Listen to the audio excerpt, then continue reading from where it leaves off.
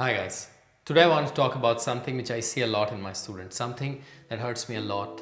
We want to talk about why we keep on focusing on the negative, the vicious circle of the negativity, and how it gets even worsened due to lack of self-confidence. Now, it sounds a bit complicated, but then let's take the short version. We all have Instagram, Facebook, YouTube, TV, and we check them a lot. We see the lifestyle of people, the things they own, how they look, how they feel, how happy they are in their relationships, how beautiful they are, or how beautiful their bodies are. Most of them aren't true at all. And all of them aren't true to its entirety anyway. But the thing is, we build up this extreme version of what we see. And why? Because it's confusing. With the social media, TV, celebrities, Hollywood, etc.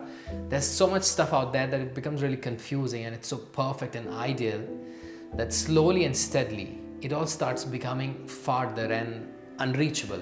And that leads us to feeling smaller and smaller, and thus focusing on our normal imperfect lives and making it even worse. Basically, we consider our flaws, the flaws that make us human, the flaws in capital, the things that we are ashamed of, the things that we aren't proud of, and at the end, it erodes our self-confidence. And the cycle begins, making things worse and worse, leading to young kids developing various kinds of eating disorders, anxiety issues, nervous disorders, making young adults ashamed of their older parents, or not cool parents, or not rich parents, or friends.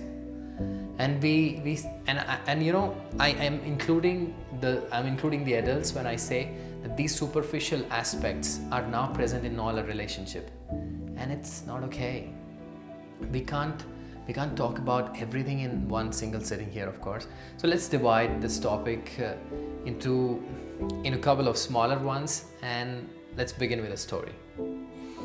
I was really young when I heard this story, and every time I think about it, it sort of gives me one more deeper meaning. Like, once upon a time, there was a dog in a village where there wasn't so much food. One day, he finds a large piece of bread, and then he takes this bread and starts running away with it. He faces some difficulties, as there are other dogs who also want a piece of that large bread, but somehow he manages to outrun them and finds a peaceful place near this little lake. And after some time, he comes down and decides that before eating, he'll first just go for a walk beside this lake, feeling the cool breeze and all the tension going away.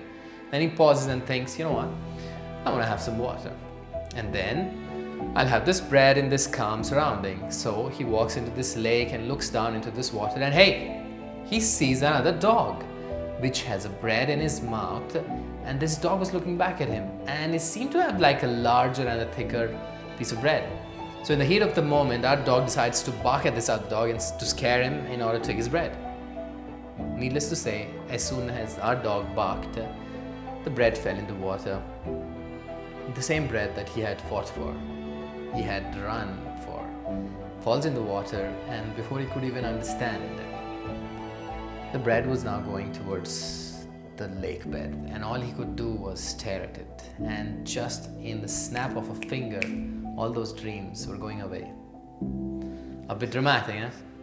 This is the same way many of us underestimate things around us. In the process, we take for granted the people, who we are, the qualities that we have, our intellect, our looks, our health, the people that we have in our lives, until one day those qualities inside us, they're not longer there, or they are really diminished, or the people who really loved us, they are hurt, and that relationship has changed.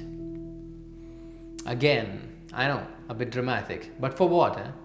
Let's take a moment to be realistic. Do you really think that everyone you see around you, they are as happy, as smart, as beautiful, as perfect as they seem?